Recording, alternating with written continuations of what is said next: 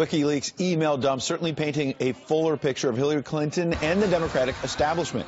Those leaked emails suggesting campaign infighting, cozy ties to the press, Wall Street, party collusion, and even attempts to shake up the Catholic Church. They're the kind of bombshells depicted in Dinesh D'Souza's blockbuster documentary, Hillary's America. Critics initially dismissed the film as nothing but lies.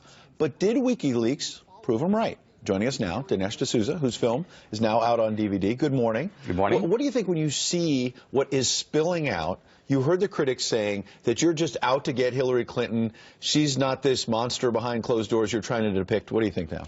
Well, every film presents a portrait, a theory, and our film has several themes about Hillary. One of them is we talk about the continuing history of bigotry in the Democratic Party, the party of slavery, of segregation, of Jim Crow.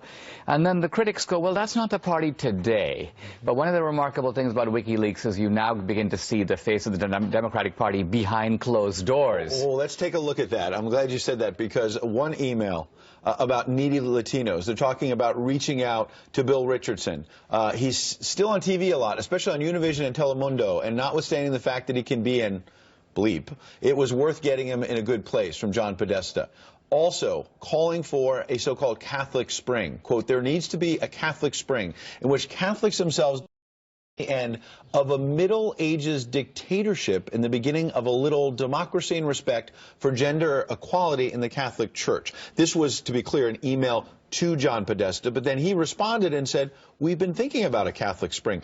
If Donald Trump and his aides were shown talking about a shakeup, a Muslim spring, let's change this religion, I suspect that the outcry would be astronomical.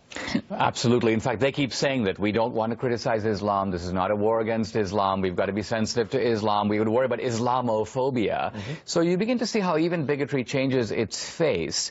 Today, the acceptable bigotry is against evangelical Christians and Catholics. And the kind of things that you can say about those groups you'd never say about anyone else. Other themes in the movie, the private and public Hillary, that they put on a public face. We're helping people. We're motivated by idealism. We're going to Haiti because we care about the suffering, but behind closed doors, they're trying to figure out how to get contracts to their own donors. Behind closed doors, they say completely different things to corporations, like, you know, we're worried about the bias against the rich. Well, who's creating the bias against the rich if not Obama and Hillary? Okay, but devil's advocate.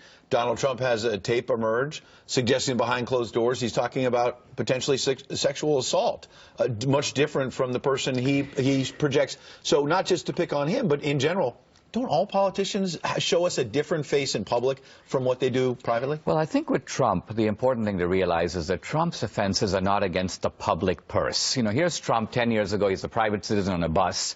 With Hillary and Bill, these are people who are dealing with the public treasury and the public trust. And we've seen systematic abuses of that. Think of the way the two Clintons were renting their Lincoln bedrooms, selling pardons to big-time felons and tax cheats. Well, real quick, there was another email emerging saying that even Chelsea Clinton had concerns about pay-for-play at the Clinton Foundation. They did an independent, a major law firm that focused on philanthropy, and they found major problems. Well, here's the big picture. I mean, I'm an immigrant. I came to America. I believe in ladders of opportunity. I believe in merit, giving everyone an equal chance. So the Democrats talk like this, but their ladders of opportunity are how close are you to the Clintons? How much are you willing to kiss their brass ring? How much are you willing to fork over? How much cash is in your suitcase? Well, we'll see how that plays out in the final days. We appreciate it, Dinesh D'Souza.